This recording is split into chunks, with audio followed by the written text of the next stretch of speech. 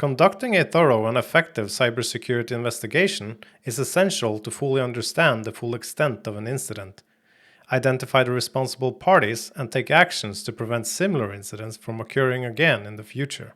This process involves gathering evidence and preserving the chain of custody and integrity of that evidence, and using it to answer key questions about who was involved, what happened, when did the incident occur, and where did it take place. How did it happen, and what was the impact on the organization? To ensure that evidence is collected in a way that is accepted by law enforcement, the prosecution, and courts, it is essential to have a structured and well-documented process in place. And it is also important that this is in place before you actually start your investigation. Failure to do so can lead to the loss of important evidence, which can hinder the ability to fully understand the extent of the incident and take the appropriate action to prevent it from happening again. My name is Roy Borgen, and I'm the Chief Executive Officer and founder of ShieldTech. In this lesson, we'll be looking further into the importance of having a structured approach in place for evidence handling.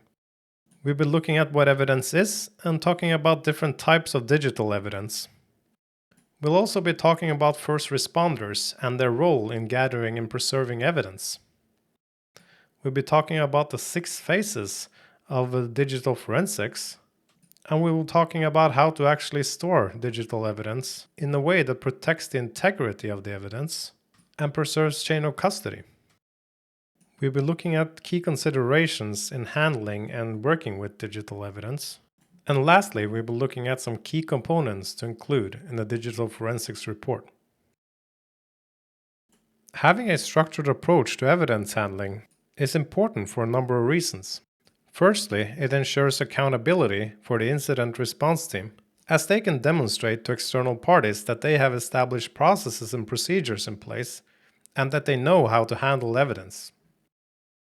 Secondly, a structured approach helps to ensure the integrity of the evidence and minimize the possibility of challenges to its authenticity, as it prevents any potential tampering or manipulation. This can help bolster the credibility of the incident response team's findings and reduce the risk of dispute or challenges to their conclusions. Thirdly, proper documentation of the evidence collection and handling process can be essential for understanding the full extent of an incident and for presenting findings to stakeholders or external parties. It is important to document the incident in a clear and thorough manner so that an external party not directly involved in the incident can understand and replicate the steps taken to locate and gather the evidence. In general, having a well-documented process and a structured approach to evidence handling can help to ensure that the security team has the information and evidence it needs to understand and respond to an incident effectively. So what exactly is evidence? Evidence is information or physical evidence that supports the facts surrounding an incident under investigation. It can confirm or contradict theories and hypotheses, and is important to understanding the complete story of an incident. In this course, we will focus on collection and processing of digital evidence, which is any evidence that exists in digital format. It is important to remember that negative information can also be considered evidence. In the context of evidence, it refers to any information that could potentially undermine a theory or hypothesis or cast doubt on a particular conclusion. Negative information does not necessarily imply wrongdoing or guilt, but rather points to the absence of evidence that would support a particular claim. In an investigation, negative evidence can be just as valuable as positive evidence, as it can help to refine or revise hypotheses or theories, and ultimately lead to a more accurate understanding of the situation. First responders play a critical role in gathering and preserving evidence, as they are often the first technical personnel to learn about a cybersecurity incident. It is essential that they have a basic understanding of how to identify and store digital evidence, as the quality and completeness of the evidence collected can greatly impact the success of an investigation.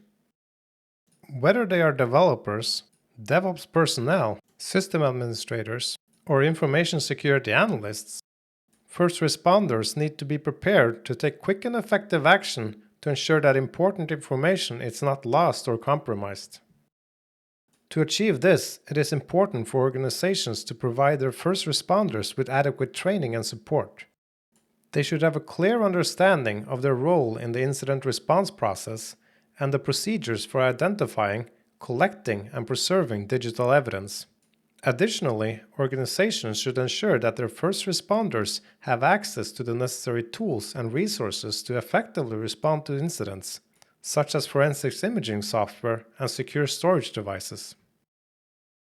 By empowering their first responders with the knowledge and tools necessary to handle evidence effectively, organizations can improve their overall incident response capabilities and increase the likelihood of a successful investigation. Digital forensics can be divided into 6 phases as shown in this image: localization, preservation, acquisition, processing, analysis, and reporting. However, before you can actually start collecting digital evidence, you need to make some preparations. Let's have a closer look at the preparation phase, phase 0. Before commencing any digital forensic work, it is essential to ensure that all necessary preparations have been made. This includes having established processes in place, appropriate tools, trained personnel who are well versed in handling digital forensics evidence, and a secure location to store it. For small and medium-sized businesses, this may also involve designating a point of contact with a partner who can provide digital forensics support when required. To ensure that the preparations are adequate, it is recommended to perform regular assessments and updates to the tools, processes, and personnel involved in digital forensics work. Additionally, it is critical to have clear policies in place for handling of digital forensics evidence to avoid compromising the integrity of the evidence. By prioritizing the preparation phase and taking these steps, organizations can help to ensure that they are adequately equipped to conduct digital forensics investigations when required, and that the evidence collected is admissible in court. The first step in any digital forensics investigation is to identify and locate evidence. Digital evidence can take many forms, but all of it is essential data in some form. We can divide digital evidence into 2 main categories: volatile and non-volatile data. Volatile data refers to temporary data stored on digital devices that is lost when power is no longer supplied to the device. This data is typically stored in RAM, random access memory, and is discarded when a device is restarted or when the memory is overwritten. Volatile data can provide evidence of system or internet activity, such as the access of files or external devices, and can be useful in cases involving data theft or illegal activities. It can also provide evidence of email activities in accounts not hosted by the company, such as Hotmail and Gmail, and can reveal the last unsaved actions taken on a document. It is important to preserve volatile data as soon as possible after an incident occurs to ensure the integrity of the evidence. If volatile data is secured, it can provide evidence of the most recent activity conducted by the user, which would otherwise be lost. Non-volatile data refers to the data stored permanently on devices, such as hard drives, and is retained even when the power is lost.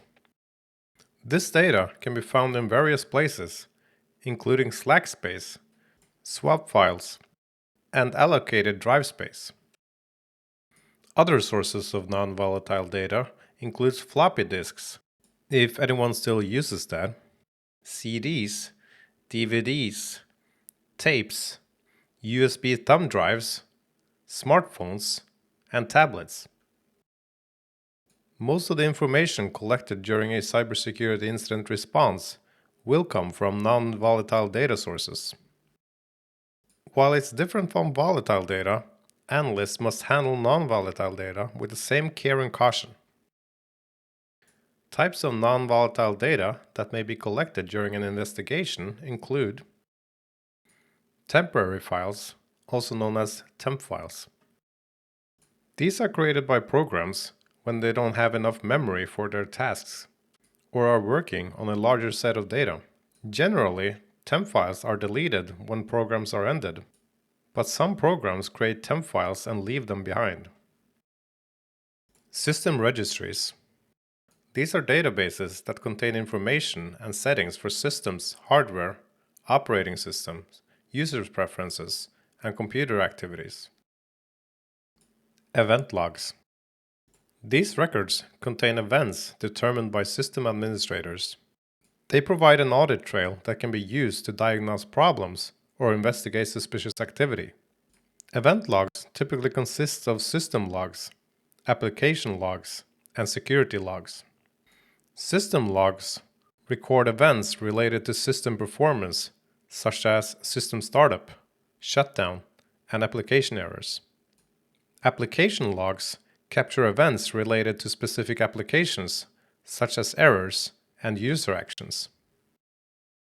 Security logs track events related to the user authentication and authorizations, such as logging attempts, access to resources, and changes to security settings.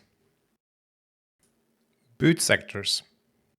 Hard drives are often organized into multiple partitions, each with its own operating system. Boot sectors contains instructions for booting these operating systems. Web browser cache. Web browsers allow users to cache web page content locally to speed up access to frequently visited sites. Downloaded content remains on the hard drive until deleted, but data may remain in unallocated space on the hard drive afterwards. Cookies. Web servers use cookies, small packages of data that track, validate, and maintain information about users to interact with web servers. Cookies may have an expiration date, at which the browser deletes them, or they may be deleted at the end of the user's session. However, like web browser cache data, cookies may remain in unallocated space on the hard drive after it's deleted. The second phase in digital forensics, preservation, is crucial for understanding the incident and identifying the responsible parties. During this phase, it is essential to preserve the current state of the affected system and device, which includes identifying and isolating the affected system to prevent further damage and to ensure that the relevant data or evidence is preserved. First responders must follow established protocols and procedures for preserving evidence to ensure that it remains accurate and admissible in a potential legal proceeding. This may involve creating a forensics image of the affected system, making a backup, or isolating the system from the network. Any changes or modifications to the affected system or devices before collecting and preserving evidence can jeopardize the integrity and authenticity of the evidence. It is important for first responders to understand the significance of securing evidence before taking corrective measures. This to ensure that the integrity of the evidence is not compromised. Failure to preserve evidence can result in the loss of important information and can hinder the investigations and potential legal proceedings. Therefore, it is essential that first responders are trained to understand the importance of evidence preservation and adhere to the established protocols and procedures. In the acquisition phase, digital evidence is gathered from the system or device in question. This can be accomplished through various methods, such as making a copy of a file, taking a screenshot, creating a forensics image, or extracting data from the device's memory. It is essential to follow established procedures during this phase to ensure the integrity of the evidence and document the chain of custody accurately. One critical aspect of maintaining the integrity of the evidence is verifying the authenticity and accuracy of the collected data. This can be achieved using checksums, which helps confirm that the data has not been tampered with or altered. Additionally, it is crucial to keep track of who collected the evidence and document this information thoroughly. Follow proper procedures during the collection phase can help ensure that the evidence collected is admissible in potential legal proceedings and can aid in identifying the responsible parties. As such, it is crucial for first responders to be well trained in evidence collection procedures to minimize the risk of evidence contamination or loss. Let's have a closer look at what a checksum is. A checksum is a unique code generated by running a cryptographic hash function on a piece of data, usually a single file. By comparing the checksum of your version of the file with the original checksum provided by the source, you can ensure that your copy of the file is genuine and error-free. A checksum is also known as a hash value or a hash sum, and is used to verify the integrity of data. Proper documentation and use of checksums are crucial in maintaining the integrity of the collected evidence and ensuring that it will be accepted as reliable in a judicial setting. Both Windows and Unix-based operating systems, Linux and Mac, have built-in functions that allow you to create checksums. Listed in this slide are commands that will generate a checksum for you, based on an input. Let's have a closer look at how to do this in each operating system. In Windows, there are two commands that will do this for you. The first one listed, certutil, is a command line tool in Windows that allow you to manage certificates and certificate revocation lists. However, certutil can also be used in order to generate checksums. The second one is a PowerShell command called getFileHash. Let's jump into a quick demonstration of both these commands. First, we'll open up a command prompt or a PowerShell. Since I'm demonstrating both commands here, I will open up a PowerShell and run them both from there. Once you're in PowerShell, navigate to the location where you have your file stored. In my case, this is a clean virtual machine, and I have no files stored there, so for demo purposes, I will create one using the echo command. Next, we'll execute certutils using the command certutils-hashfile and the name of the file I created, space SHA-256. This generates a SHA-256 hash value of the file. Let's do the same running the PowerShell command getFileHash. We'll enter the command getFileHash and the name of the file. The default hash value that is created is a SHA-256 hash value. Other hash values can be specified. Let's have a look at how to do the same in Linux and Mac. Both of these operating systems have a built-in program called SHA-256sum, which generates a hash value for us. Log in with your user and navigate to the location where you have your file. Since this is a virtual demo machine, I don't have any files here, and for demo purposes I will create one using the touch command. In order to generate a hash, run the command SHA-256sum and the name of the file. The output is a SHA-256 hash value of the file. To ensure the integrity of the secured evidence, copy the file and then run the hash function again on the copy. If the resulting hash value matches the original value, the copy of the file is identical. If any changes are made to the secured evidence, it will result in a different hash value when the algorithm is regenerated. A hash collision is a situation where two pieces of data produces the same hash value when processed through a hash function. This can happen even though the data is different. Hash collisions can lead to confusion or errors when trying to identify or retrieve specific data, as it may not be cleared which data is being referred to by the hash value. To avoid hash collisions, it's important to use hash algorithms that are designed to be collision resistant. However, no hash algorithm is completely immune to collisions, as there is always a non-zero probability that two different pieces of data will produce the same hash value. The likelihood of a collision occurring depends on various factors, including the size of the hash function and the distribution of hash values.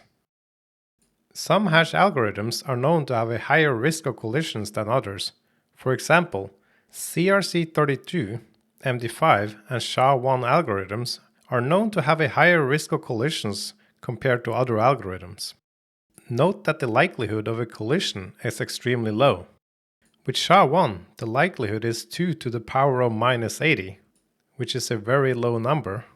However, to minimize the risk of collision and to avoid any confusions in courts, it is generally recommended to use algorithms that are less susceptible to collisions, such as SHA-256 or stronger. Let's have a closer look at Phase 4, processing. During this phase, the collected evidence is carefully reviewed and analyzed to gather additional insights relevant to the case. It is crucial to maintain the chain of custody and document the processing procedures accurately. By following established protocols for processing, the digital evidence can be admissible in a court of law, allowing it to be used in legal proceedings. Proper processing can help to ensure that the evidence is handled correctly and can support the investigation's findings. When storing digital evidence, it is important to ensure that only authorized personnel have access to the evidence and that the integrity of the evidence is maintained. Here are some key considerations for storing digital evidence.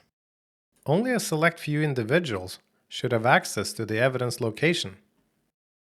Access and any change to the evidence should be logged and audited. Depending on the evidence location, it may be advisable to grant only read and write access to the evidence folder, while preventing any modifications to files that are already stored.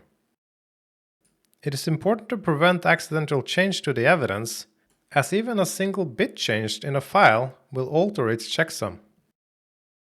The evidence should be stored in a location that is regularly backed up.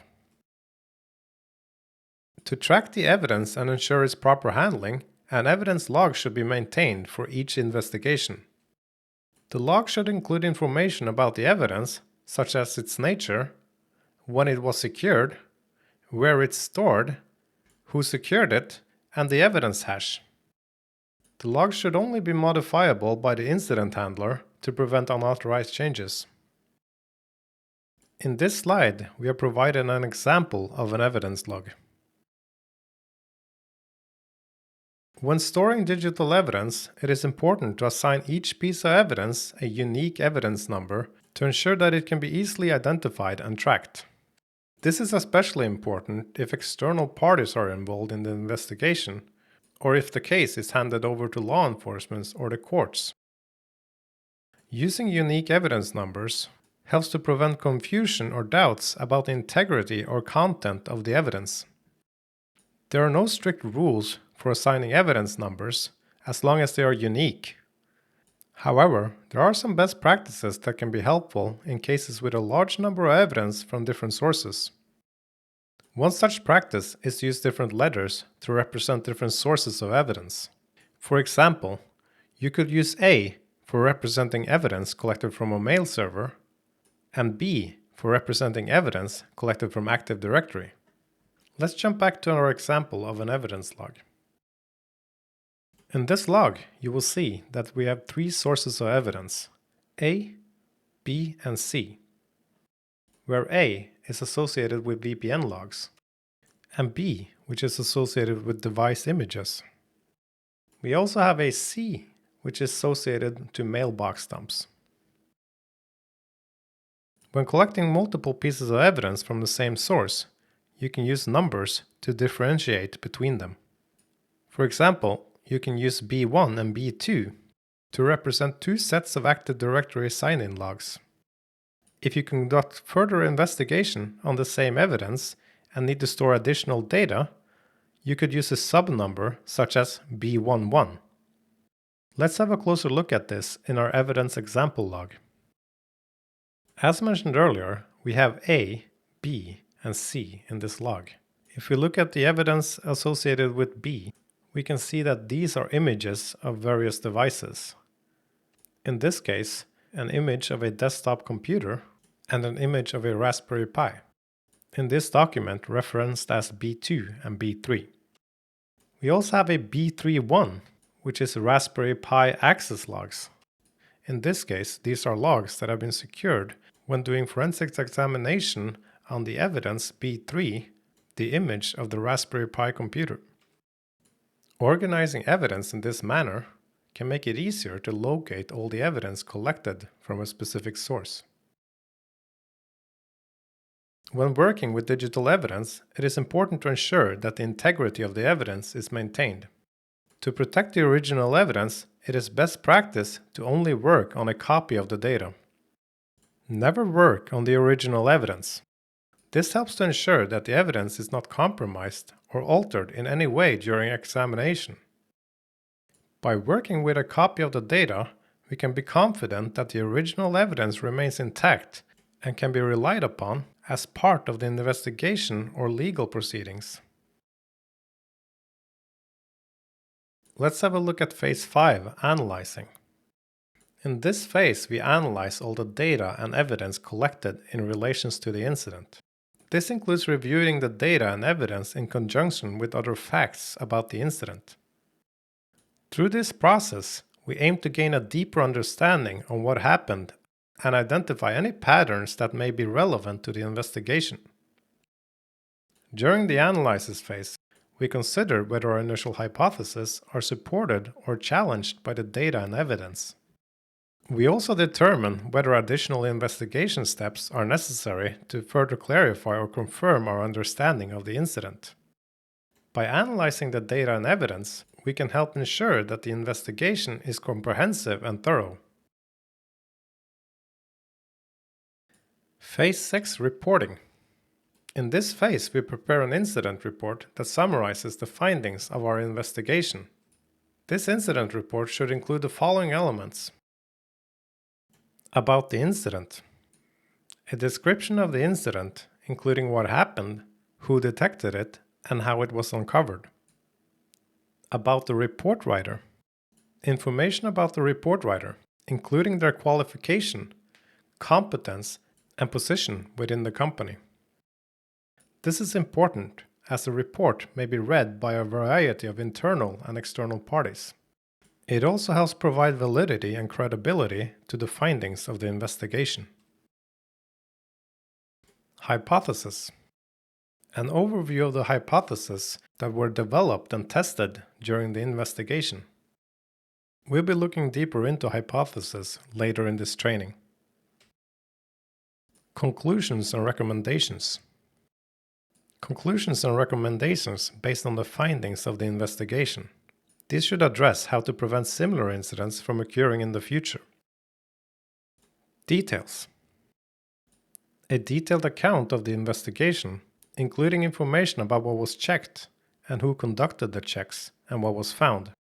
It is also recommended to include a timeline in this section. Glossary.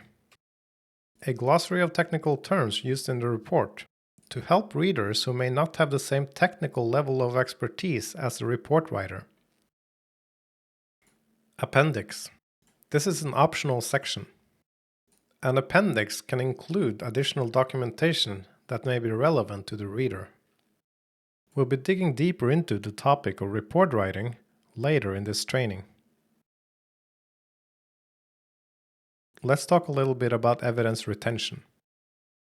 It is important for organizations to establish a policy for how long evidence from an investigation should be retained, as this evidence may be necessary for legal proceedings or future investigations. When creating this policy, organizations should consider factors such as the potential for prosecution, data retention policies, and the cost of storing evidence. It is recommended that organizations retain evidence for a period of months or even years after an incident, as evidence that seemed insignificant at the time may become more important in the future. It is also important to consider the cost of storing evidence, As original hardware and media used to hold disk images can become expensive to store over a longer period of time. It is also necessary to have a functional computer available to access the stored hardware and media. While it may seem hard, we have showed in this lesson that it does not take much to ensure evidence integrity and chain of custody. This is particularly important for cases that end up in a court of law. By following the principles discussed in this lesson, your evidence collection will be handled in a way that is accepted by law enforcement, the prosecution, and the courts. That concludes this lesson on evidence collection and processing. I hope you found this lesson useful and valuable.